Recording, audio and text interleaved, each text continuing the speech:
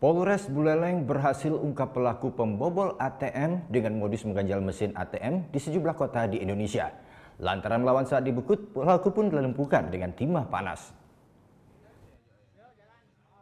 Suwani alias Faisal, warga Palembang ini terpaksa harus menahan sakit setelah dilumpuhkan oleh jajaran Satreskrim Polres Buleleng.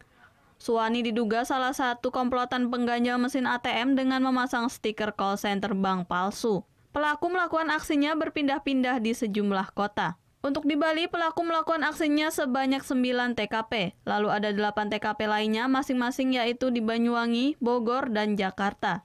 Setiap melakukan aksinya, pelaku selalu mengganjal ATM khusus Bank BNI di sekitar kawasan wisata serta jalan raya.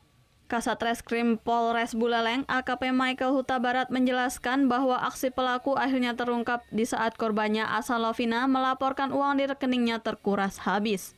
Saat dilakukan pemeriksaan, pelaku terekam kamera yang terpasang di ATM serta ditemukan stiker palsu call center Bank BNI.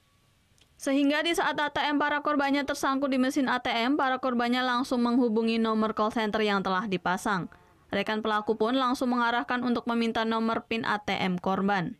Dengan pemberatan, dengan modus mengganjal ATM, ya mungkin rekan-rekan media udah tahu semua bagaimana modus ganjal ATM, ya yang terjadi di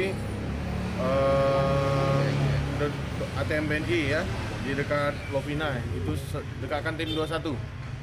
Nah, korban mengambil uang pakai ATM, ternyata ATM-nya nyangkut. Setelah nyangkut, dia lapor ke BNI, ternyata uangnya sudah dikuras oleh pelaku. Itu modusnya, ya dengan mengganjal ATM sehingga ATM-nya nyangkut dan ditempelkan ini stiker call center yang palsu. Pelaku mengaku melakukan aksinya hampir setahun lamanya di beberapa kota di Indonesia.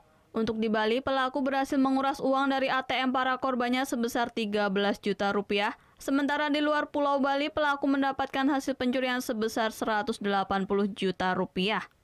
Polisi berhasil mengamankan barang bukti berupa ATM, kunci, stiker palsu, serta uang hasil pembobolan ATM. Akibat perbuatannya tersebut, Suwani terancam hukuman 7 tahun penjara. Putu Wijana melaporkan untuk NET. Oh yang beneran? Iya, oke. Tapi gue pernah. Nah, udah kan nonton beritanya? Jangan lupa di subscribe, di like, dan juga di komen ya akun YouTube dari Net Bali. Terima kasih udah subscribe. Yang belum, jangan sampai lupa. Di sebelah sini nih. Notif subscribe.